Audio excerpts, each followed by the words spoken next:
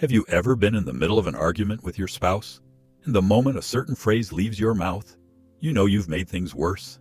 I've been there. It's like watching a spark turn into a wildfire, and all because I didn't think before I spoke. Let me tell you about a time, years ago, when my wife Margaret and I had a disagreement. I thought I was being logical, but what I said ended up making her angrier.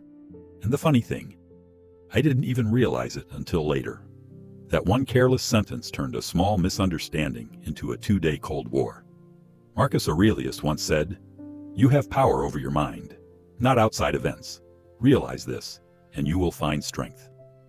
In those heated moments, what you choose to say, or not to say, makes all the difference. In this video, I'll share 5 things you should never say when your spouse is angry, based on decades of marriage, a few hard-learned lessons, and a little Stoic wisdom.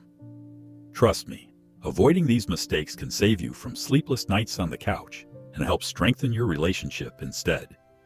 So grab a coffee or save this video for later, because these tips just might change the way you handle arguments forever.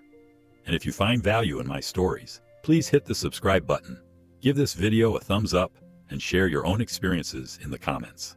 Arguments are part of every relationship. It doesn't matter how long you've been married, whether it's a year or 50 years. There will always be moments when emotions run high and tempers flare. That's just life. But here's the thing.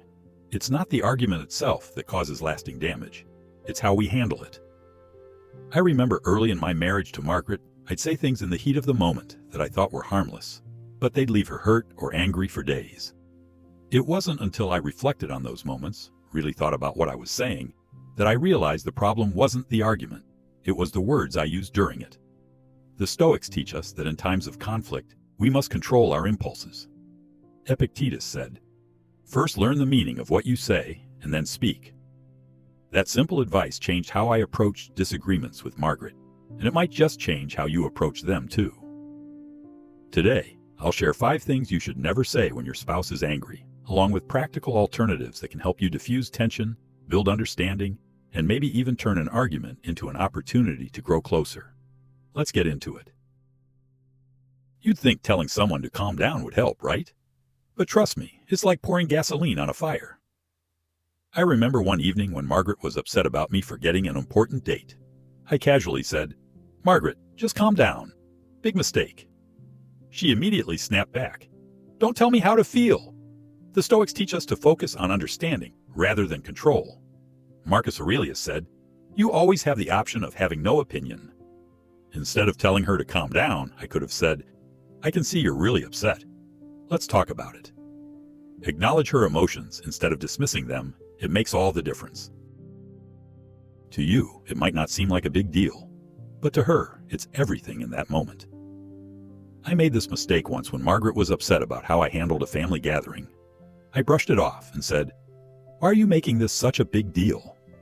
That only made her feel like her feelings didn't matter. Seneca once said, "What progress have I made? I am beginning to be my own friend." In relationships, being a friend means respecting the other person's perspective, even if you don't fully understand it. Instead, try saying, "I didn't realize this meant so much to you. Can you help me understand why?" It shows you care enough to listen. This phrase is a surefire way to escalate things. I remember a heated moment when Margaret was upset about how I handled a financial decision. Thinking I was being rational, I said, "You're overreacting." The look on her face was enough to tell me I just made things worse. The Stoics teach us to approach every situation with empathy. Epictetus said, "We have 2 ears and 1 mouth, so that we can listen twice as much as we speak."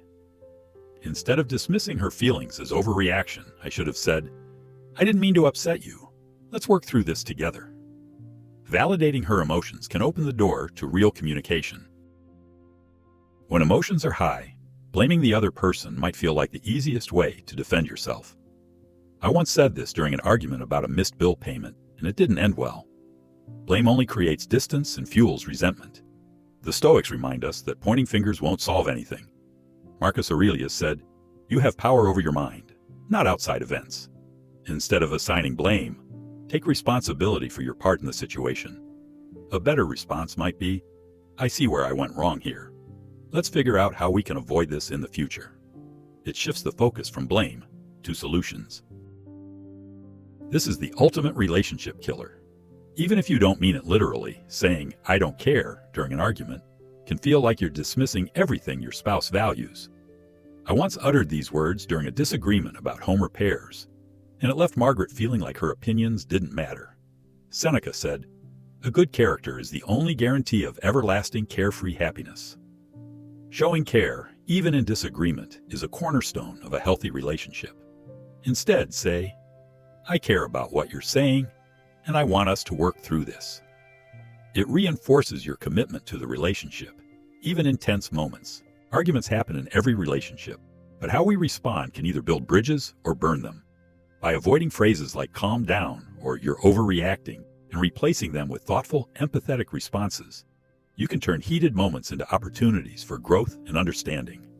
Remember, the Stoics teach us to control our own actions, not others. As Marcus Aurelius said, "You have power over your mind, not outside events." Realize this, and you will find strength. In your relationship, that strength comes from choosing words that heal, not hurt. If you found these tips helpful, please consider hitting the subscribe button and giving this video a thumbs up. I'm working to gain another 1,000 subscribers, and your support inspires me to keep sharing these life lessons and Stoic wisdom. Let me know in the comments. What's the one thing you've learned about handling arguments in your relationship? I'd love to hear your thoughts and experiences. And don't miss my next video on how to rebuild trust after a fight. It's packed with practical advice to help couples reconnect. Thank you for being here, and I'll see you in the next video.